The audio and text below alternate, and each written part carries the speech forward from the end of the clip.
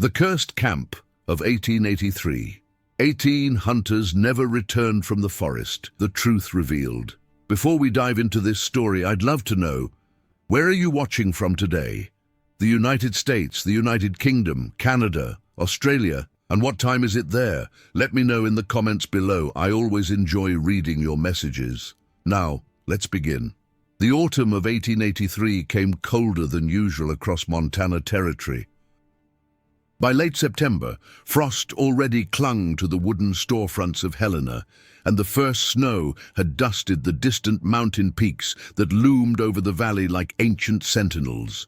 The air smelled of pine smoke and wet earth, and every morning the mist rolled down from the ridges in thick, ghostly waves that swallowed the town whole before the sun could burn it away. In the back room of O'Malley's trading post, 27 men gathered around a scarred oak table, their faces lit by the amber glow of oil lamps. These were trappers, hard men with calloused hands and scars earned from years spent in the wild. Some were veterans of the Civil War, others were drifters who'd come west chasing rumors of fortune. All of them shared one thing: they were desperate. The fur trade was dying. Competition had driven prices down, and the easy hunting grounds were picked clean. But there were still whispers, legends really, of a valley deep in the wilderness where game ran thick as water, where beaver dams stretched 100 yards, and where a man could make enough in one season to retire comfortably.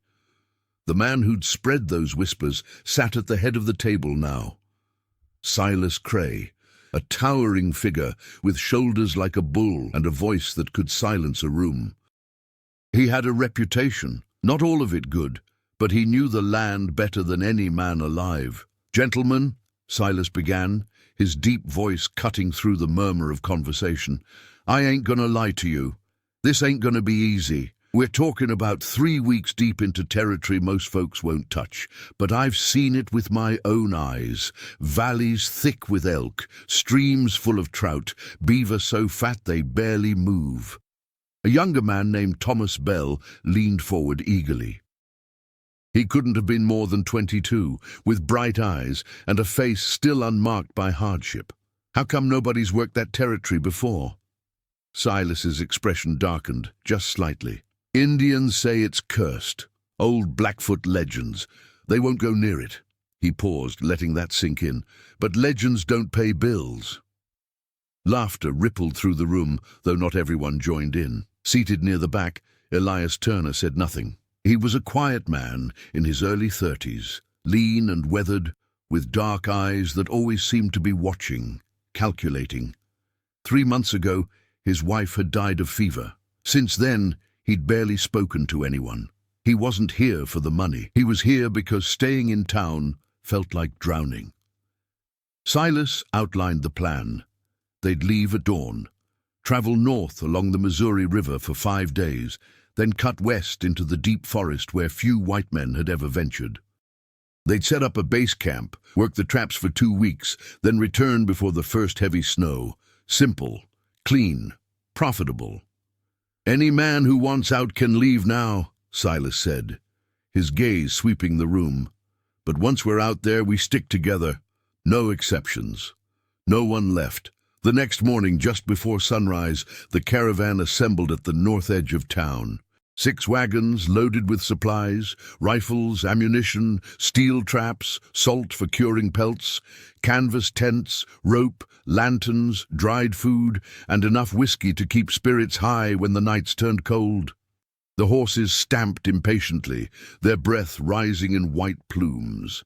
Elias stood near his mount, checking his rifle for the 3rd time. Beside him, Silas approached with a flask. "You sure about this, Turner?"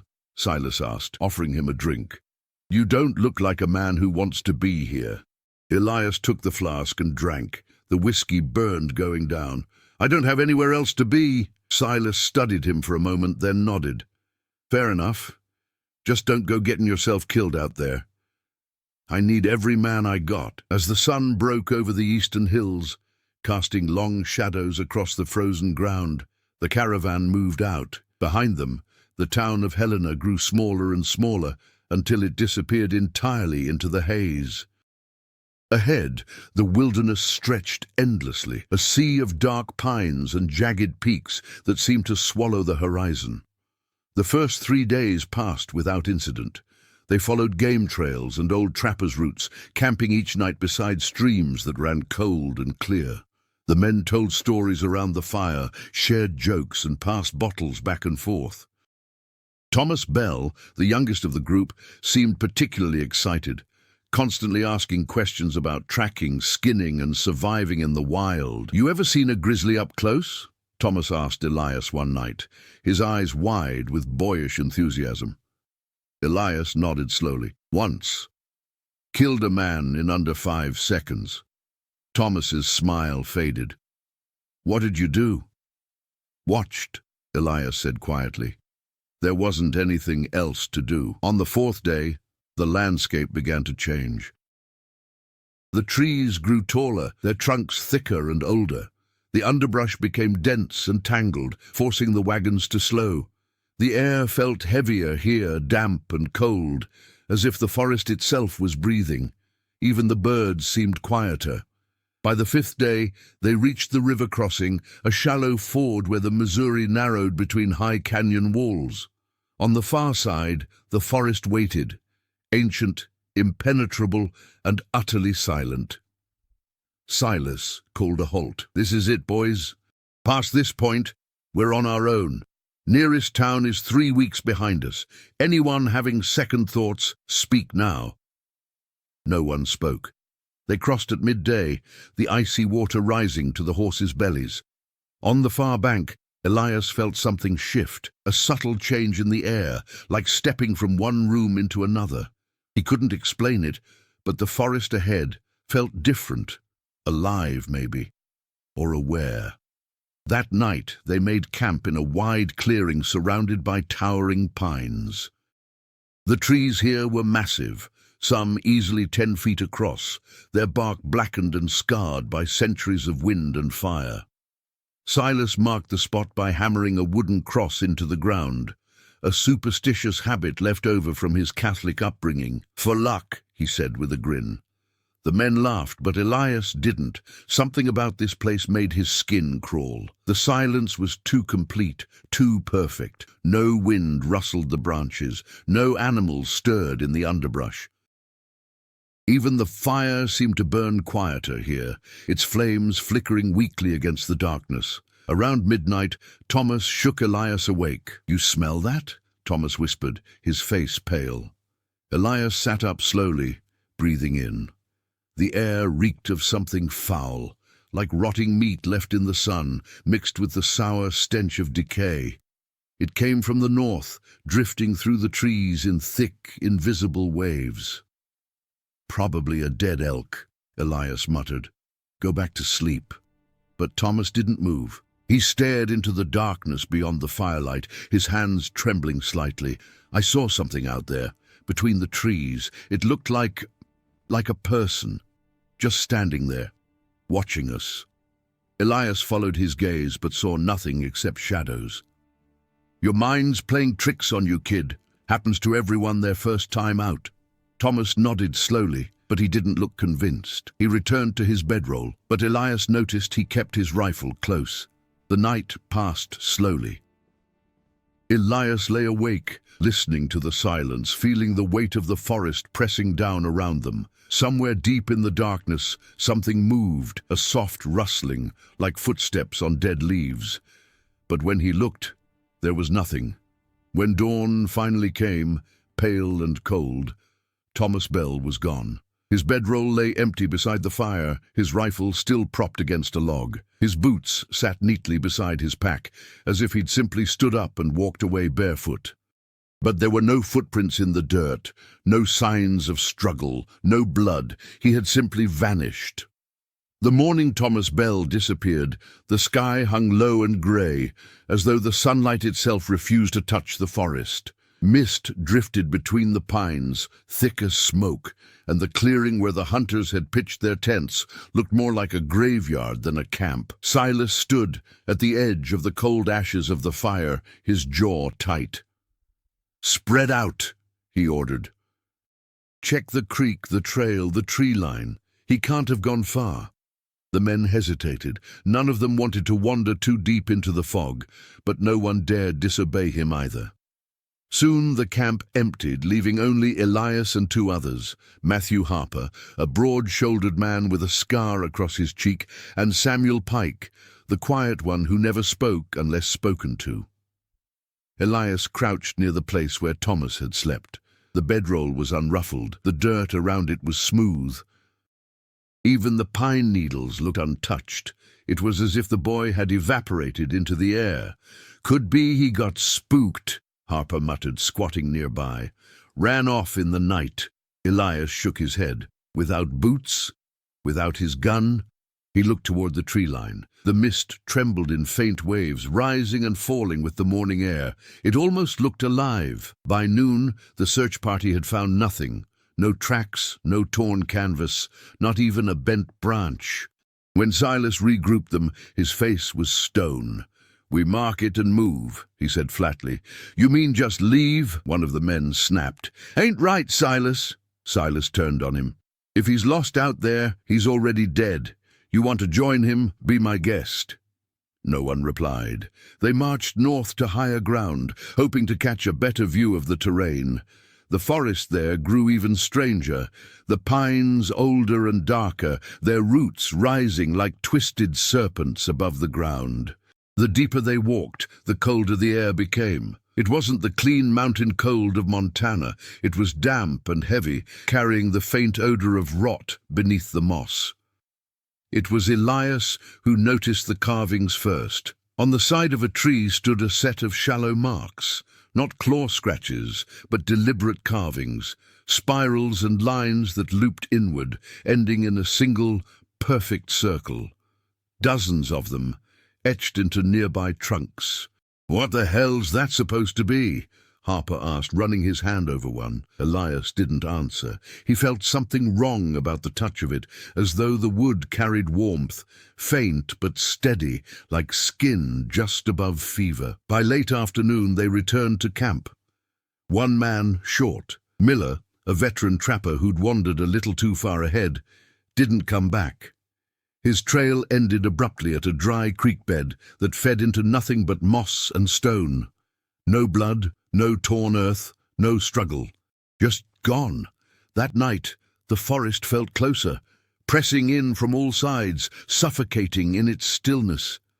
Most of the men stayed awake, weapons across their laps, their eyes glinting in the firelight. Silas sat apart, sharpening his knife. Elias approached him quietly. "You really think this is all coincidence?" Elias asked. Silas didn't look up. "You think I care what it is? We leave in the morning. We get out of these woods, back to the river, back to civilization." "That boy trusted you," Elias said. "Now he's—" Silas's knife struck the ground between them. "Don't!" he snapped. "Don't make this about trust. You seen how this place eats at them?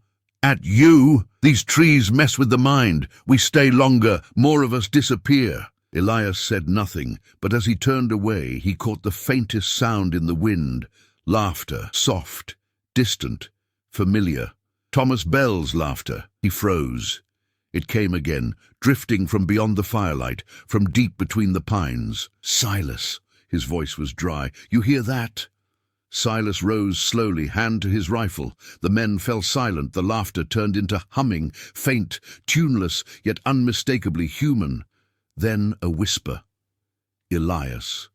He spun around, his pulse hammering. The forest stared back at him, endless trunks, fog clinging tight. But the voice was clear now, almost at his ear. "Come see." The sound faded into the dark, replaced by the rhythmic creak of something shifting. From the shadows, a shape emerged, small, human-like, swaying gently between two trees. Elias raised his rifle, breath clouding the air. Silas stepped closer, lifting a lantern. The light revealed a small bundle hanging by a rope, a deer carcass at first glance, but as the lantern swayed, they both saw it for what it truly was, a man. Or what was left of one. The body had been stripped of its clothes, skin mottled with frost, eyes open, mouth frozen in a silent scream. The leather belt around the swollen neck bore a single brass buckle engraved with the initials T.B. Thomas Bell. Harper vomited behind them. The others backed away in silence. Silas stood motionless. "Cut him down," he ordered finally, voice tight. Elias hesitated. "He's hung too high. Whoever did this climbed a good 12 feet. "The kid didn't climb up there himself," Harper muttered. "Then who did?" another demanded. "There's no tracks, Silas." "How are there no tracks?" Silas's eyes darted to the dirt beneath the body, smooth, unbroken, as if the forest floor had swallowed the evidence whole. No one spoke after that. They buried what little was left of Thomas before dawn, marking the shallow grave with a cairn of stones, but none of them slept. By the next afternoon, clouds gathered overhead, black and swollen. Rain turned the ground to sludge. The party trudged onward, silent and hollow-eyed. Elias walked near the back, glancing constantly into the trees. At times, he imagined he could see faces in the trunks, the twist of bark forming mouths, eyes, screams. He tried to shake the thought, but it lingered. Then came the smell again, that same ripe stench of rot drifting up from an unseen source. It grew stronger as they pressed north until the men gagged behind their scarves. They stopped near a deadfall where the soil had split open, revealing a dark hollow beneath the roots. "Could be a carcass," Harper said, crouching low. Elias knelt beside him and lifted his lantern toward the hole. Its flame flickered violently, struggling against a gust of warm air that rose from within. And then, for just a heartbeat, he saw movement, pale and fluid, retreating deeper into the pit. Elias stumbled back, eyes wide. "There's something down there. Bear!" "No," he whispered. "Not a bear." Silas knelt beside them. "Cover it. Seal it up. Now." They did. And before they finished, thunder shook the canopy above. Rain slammed down in thick sheets.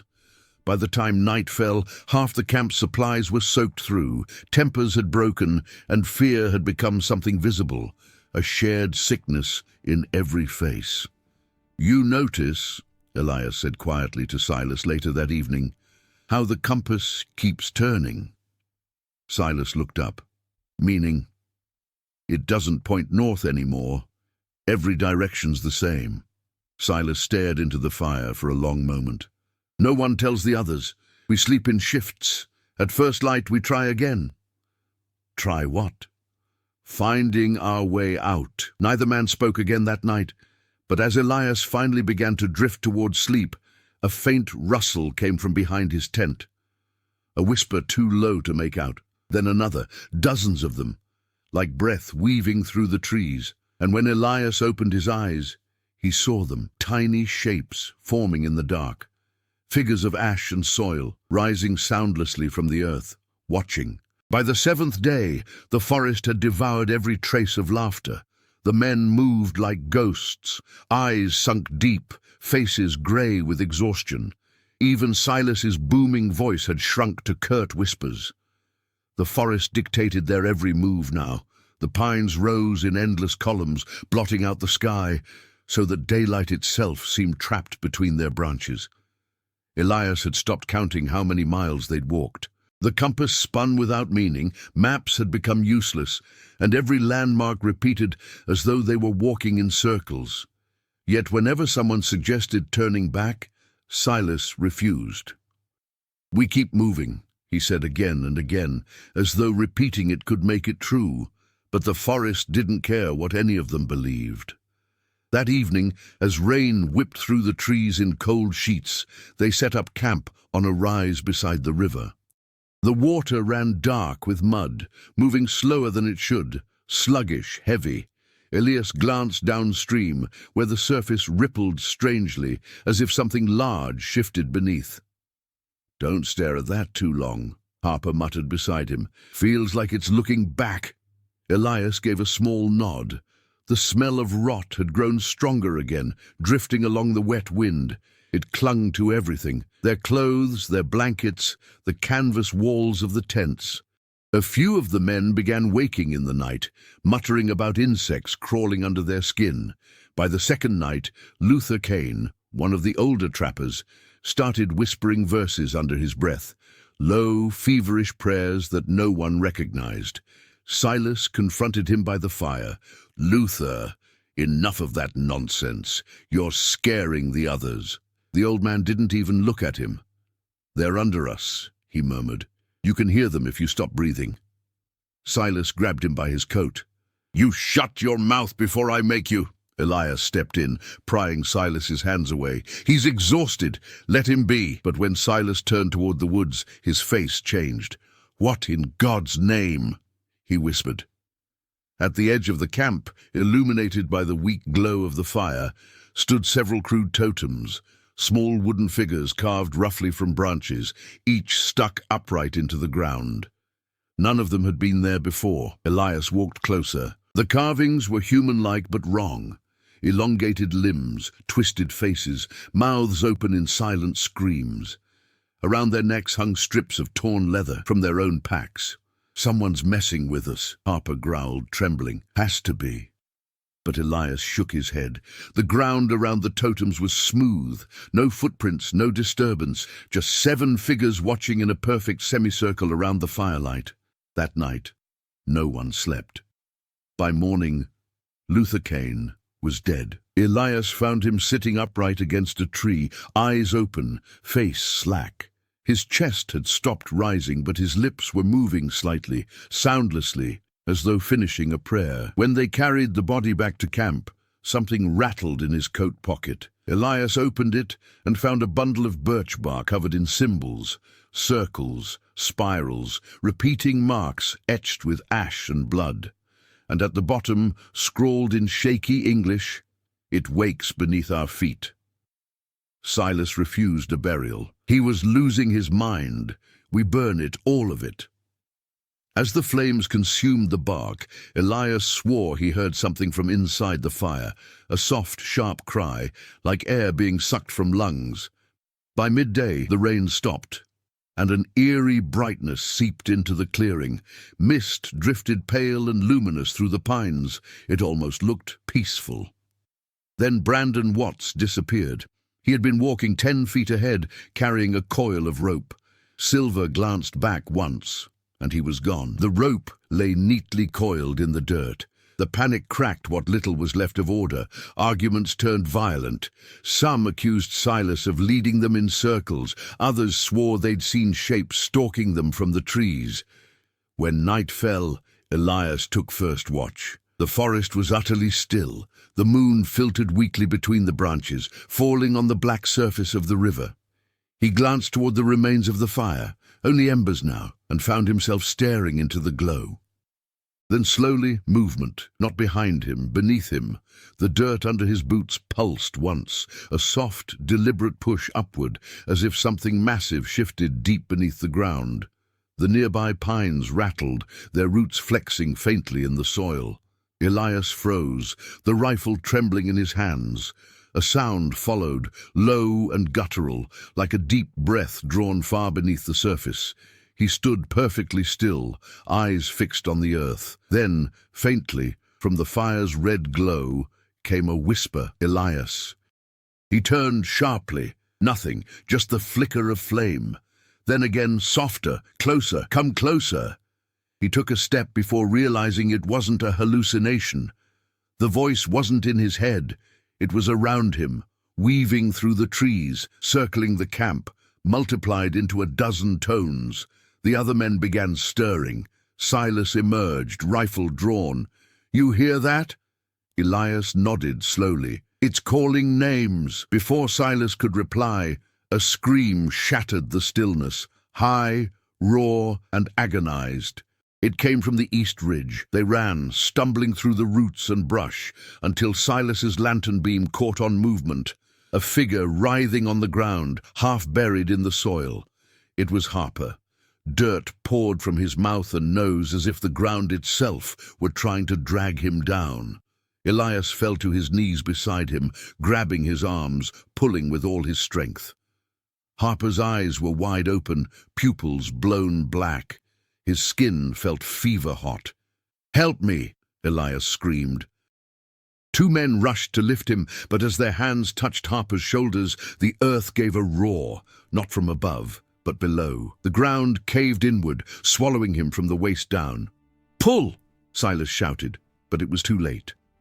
Harper's body jerked once, twice, then went still. When the dirt settled, the hole that had opened beneath him smoothed over. No trace left except fractured footprints leading nowhere. The forest fell silent again. That night, only 9 men remained.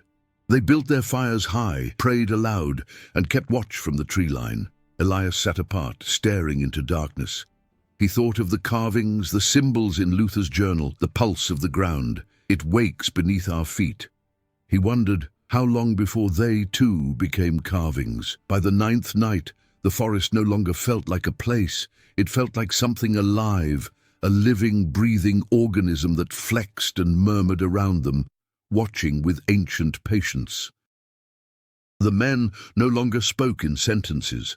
They murmured fragments, prayers, apologies to no one. The last of the supplies had spoiled under the rain, and the game traps came back empty every morning. Not even insects moved now. It was as if the entire forest had gone still, waiting. Silas sat by the fire, head bowed, sharpening his blade with mechanical rhythm. The sound of steel scraping stone echoed hollow through the camp. Elias watched him from across the clearing, his own mind barely anchored. His sleep had been filled with the same dream for 3 consecutive nights, the fire turning blue, the ground splitting open, and a voice whispering, "It's awake." Each time he woke, that voice still lingered in his ears, as soft and real as the wind. At dusk, a heavy storm gathered above them again. Lightning streaked the horizon, flashing behind the rows of pines like the blink of eyes. The air grew thick, the smell of ozone mixing with the ever-present rot. The men were jumpy, rifles always in their hands. At one point, one of the younger trappers, Jonas Reed, fired into the darkness, convinced he saw something moving just beyond the glow of the fire. The echo of the gunshot went on for too long, bouncing off the trees until it sounded like distant laughter. "Easy," Silas growled, gripping Jonas's arm. "You shoot again, and I'll—" But he stopped mid-sentence. Elias turned. The tree line behind Jonas was shifting, trunks bending slightly, branches swaying though no wind blew. Something was moving between them. "Lanterns up!" Silas hissed. The men lifted their lights. Shadows rippled through the mist, shapes of men at first glance, staggering awkwardly between the trees. Elias's breath caught in his chest. He knew those clothes, the torn sleeves, the fur-lined vests, the familiar hats. Those were their own. He stepped forward, horror dawning. "Silas," he whispered, voice breaking, "that's them. The missing Thomas, Brandon, Harper, and others whose faces still lingered in their memory." They walked slowly in the half-dark, their heads tilted slightly to one side, their eyes pale, empty sockets glowing faintly with a slick, wet light. None of them made a sound, not one. Then the forest, the whole forest, exhaled, a deep, guttural sound like wind surging through a cavern miles below. The ground trembled. The horses screamed, breaking free of their ropes, vanishing into the darkness. The lanterns swung violently. "Back!" Silas shouted, shouldering his rifle. "Back!" The shapes began to move faster now, breaking into a shambling run as they entered the ring of firelight. Beneath their feet, the dirt pulsed, rising and falling in waves. "Shoot!" Silas roared. Gunfire tore the night apart, flashes of muzzle light briefly illuminating the distortions.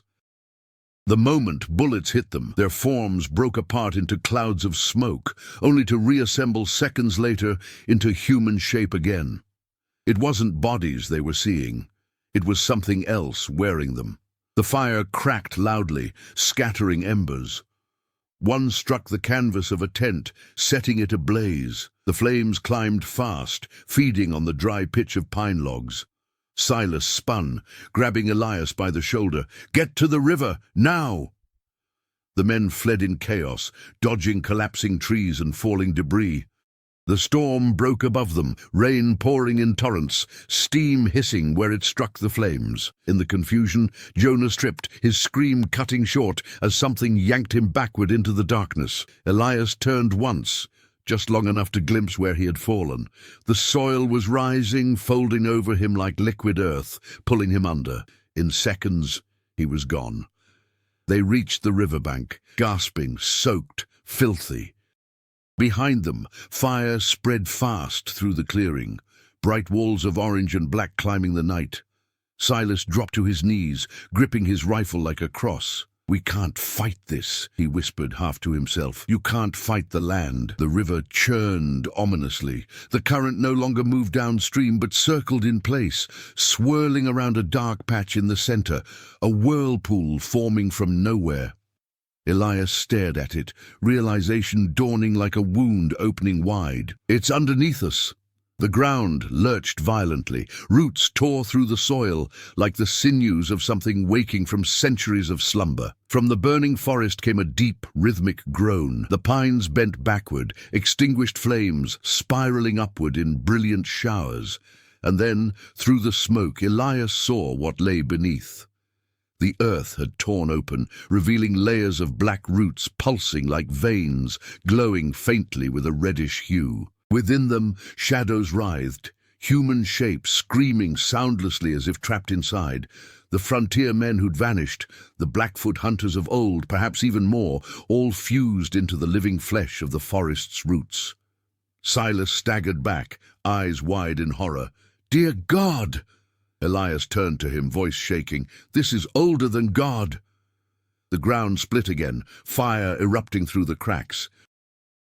Something vast and serpentine moved below, unseen but massive, its passage shaking the very trees around them. The nearest wagon exploded as the earth swallowed half the camp in a roar of molten light. "Run!" Silas shouted, pulling Elias after him. They stumbled toward the far bank, ducking falling branches, slipping on slick stone. Elias turned briefly, the clearing now just a crimson maelstrom of light, ashes, and smoke. Within it, those same ghostly shapes stood watching, the reanimated dead of their party, motionless amid the inferno, as if guarding what had risen beneath. The last thing Elias saw before the fire engulfed everything was Silas standing on the ridge, rifle raised, screaming defiance at the endless dark. The earth opened and he vanished into it. Elias ran until his legs gave out, collapsing in the mud as dawn bled over the ashes. Behind him, the forest smoldered quietly. No flame, no sound, only the faint hum of breath through the trees. The cursed valley had claimed its tithe. When Elias Turner woke, there was no forest, only silence and ash. He lay on his back, staring into a sky washed pale grey, the colour of bone. Every breath hurt, his ribs felt cracked, his throat burned from smoke. Bits of blackened pine needles clung to his clothes. Around him the world looked erased. The trees that had surrounded them were gone, reduced to stumps, charred and smouldering. The earth split open in long, gaping fissures. Nothing moved, no wind, no birds, just that dreadful stillness that follows something too large for the mind to grasp. He rose unsteadily, his boots crunched over what had once been the camp. Melted metal from traps, broken rifle stocks, fragments of canvas fused to the soil. There were no bodies. Not even bones. It was as though the men had been swallowed completely, erased not only from the earth, but from memory. The fire should have spread for miles, yet when Elias climbed a nearby ridge, he saw something that made his stomach twist. Beyond the border of the burned clearing, the forest stood untouched, perfect, lush, green, not a single leaf wilted, a boundary, sharp, impossible, separating the devastation from untouched wilderness, as if the fire had known exactly where to stop. For hours, he wandered south, following the river. The current ran sluggishly, carrying streaks of black silt that shimmered strangely in the light. When he dipped his hand into the water, it came out slick and oily. The liquid smelled faintly of iron. By the second night, he collapsed beside the bank and slept. His dreams were not of fire nor screams, but of roots, twisting beneath translucent earth, stretching out in all directions, pulsing in rhythm with the beat of his own heart. When he woke, he was no longer alone. Two men on horseback approached from the south, miners from a nearby camp who'd spotted the smoke days earlier. They lifted him onto a wagon and took him back toward Helena, expecting him to be fever-mad. But Elias barely spoke. His eyes stared into something beyond sight, and when they asked what happened, he whispered, "The ground breathes where they fell." Those were his only words for nearly a week. Back in town, word spread quickly. 27 trappers gone, one survivor. The forest north of the river turned to ash. Helena's newspaper printed the story within days, labeling it the Cursed Camp Expedition. The details were inconsistent. Some claimed bandits massacred them. Others said it was a wildfire or a landslide. Elias didn't argue. He sat alone in a boarding house room, his hands never still, sketching again and again the same thing: spirals. Circles within circles, black charcoal grinding into the paper until his fingertips bled. A doctor visited, assuming it was shock. He asked what the drawings meant. Elias simply replied, "It marks where it feeds." He refused further treatment. In the spring of 1884, Elias vanished from Helena. He was last seen walking north along the Missouri, carrying only a hunting knife, a notebook, and a single compass. None ever saw him again. Decades passed. The story faded into local folklore, the kind told by hunters around fires to test courage. They said the valley where Silas and his men vanished was reclaimed by the land. Maps changed, trails shifted. No one could agree exactly where it had been until 1909. That summer, a team of railway surveyors working near the northern slopes of Helena reported something strange, an area where compasses spun out of control, where animals refused to cross. When they cleared land for a new track, they discovered beneath the soil a layer of burnt timber and melted metal. Among the debris, they found fragments of a nameplate from a trapper's satchel, the letters barely legible but unmistakable: S. Cray. Then came the other find, one the company never reported publicly. Workers unearthed a buried object among the roots of a massive pine, a wooden totem, blackened but unburned, its carved face split in two. Embedded inside the wood was a human bone, a hand fused with the grain, clutching something like stone, but pulsing faintly when first exposed to air. Witnesses claimed it trembled in the sunlight. Within a day, the surveyor who found it fell violently ill. Fever, delirium, incoherent rambling about voices from the ground. He died before nightfall. His journal, recovered later, contained only one sentence scrawled over dozens of pages: "It never stopped breathing." In the decades that followed, the legend of the cursed camp of 1883 endured, passed down through generations of trappers, rangers, and loggers. Some swore on stormy nights they could still see fire flickering